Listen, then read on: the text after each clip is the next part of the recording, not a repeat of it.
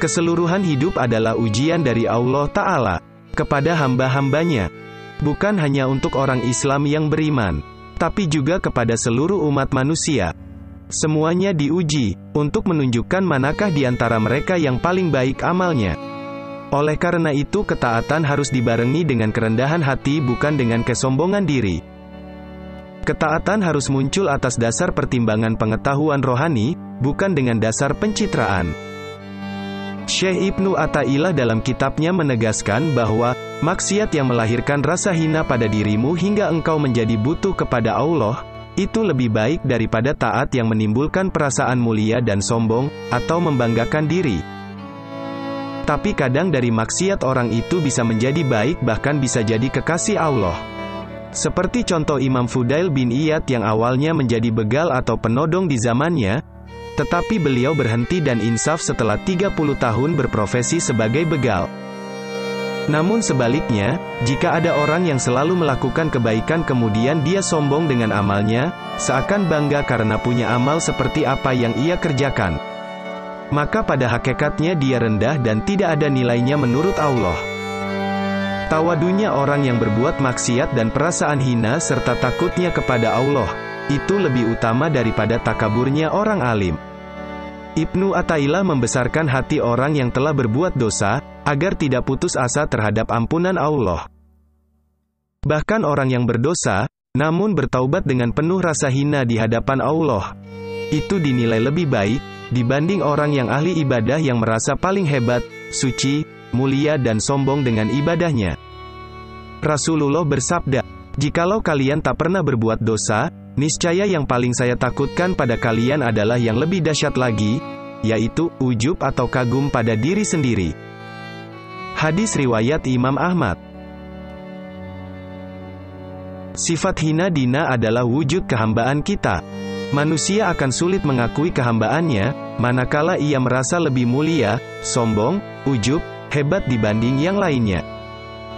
Kemampuan melaksanakan sejumlah ritual ibadah tampak sangat sepele, namun ujub adalah sifat yang memisahkan sangat jauh jarak antara hamba dengan Tuhannya. Sifat ini mengindikasikan tiadanya keikhlasan dan keyakinan bahwa seluruh perbuatan bersumber dari Allah dan sudah seharusnya diperuntukkan murni baginya. Logikanya, bagaimana mungkin ritual ibadah tersebut bisa kita lakukan kalau nikmat kesehatan tidak Allah berikan, kalau tidak Allah membiarkan badan kita bergerak, dan hati kita berdetak untuk beribadah kepadanya? Lalu atas dasar apa kita layak ujub, bangga akan peribadatan yang kita lakukan, sementara kita tidak punya peran apa-apa di dalamnya? Penyakit amal yang membuat kita berkeyakinan bahwa kita mampu selamat dan berhasil mencapai tujuan, disebabkan amal ibadah yang kita lakukan.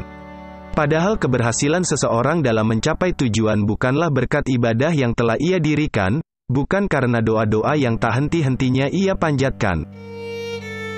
Tetapi semuanya hanyalah berkat rahmat Allah, kasih sayangnya kepada hambanya. Doa kita tidak lain dan tidak bukan hanyalah ditujukan untuk membuktikan kehambaan kita kepadanya. Kalau tidak karena rahmatnya, maka tingginya pahala dari semua ibadah tidak akan berarti apa-apa. Seringkali kita merasa lebih baik, lebih suci, dan lebih bersih selepas mendirikan sholat saat berpapasan dengan orang yang tidak sholat. Sayangnya, perasaan itu seolah merupakan kebenaran dan kewajaran yang lumrah kita rasakan. Ini bukan tentang amar ma'ruf nahi munkar, tapi ini tentang memposisikan diri kita di hadapan orang lain. Kita sedikit pun tidak diperkenankan memiliki perasaan lebih baik daripada orang lain, sehebat apapun ibadah yang kita lakukan. Demikian pula kita tidak boleh memiliki perasaan orang lain lebih hina, lebih berdosa daripada kita, sebesar apapun dosa yang telah dilakukannya. Suatu saat, ada seseorang yang tidak beriman pada Allah bertamu dan hendak menginap di rumah Nabi Musa alaihi salam. Namun Nabi Musa menolaknya karena beralasan ia belum beriman kepada Allah. Sehingga Nabi Musa merasa orang tersebut hidup dalam dosa. Lalu Allah menurunkan wahyu seraya menegur Nabi Musa. "Bagaimana engkau Musa? Tidak memberikan tumpangan satu malam pada orang yang tidak beriman padaku. Sementara aku tetap memberikan rizki sepanjang hidupnya, meski ia durhaka padaku." Nabi Musa kemudian mengejar orang tadi dan menceritakan perihal teguran dan wahyu yang Allah turunkan padanya. Orang tersebut lalu beriman kepada Allah dan Rasul-Nya serta mati dengan membawa imannya. Kita tidak dihalalkan menghina pelaku dosa dan kemaksiatan, karena bisa jadi mereka mati dalam keadaan husnul khotimah. Sementara besar kemungkinan kita justru bisa mati dalam keadaan su'ul khotimah. Menghina pelaku dosa, atau orang yang tidak melakukan ibadah kebaikan berarti menghadirkan kesombongan atas kesucian diri sendiri. Padahal, tidak akan masuk surga orang yang di dalam hatinya terdapat sebesar semut hitam dari kesombongan. Iblis dulunya adalah ahli ibadah yang paling taat. Tapi karena kesombongannya, akhirnya terusir dari sisinya.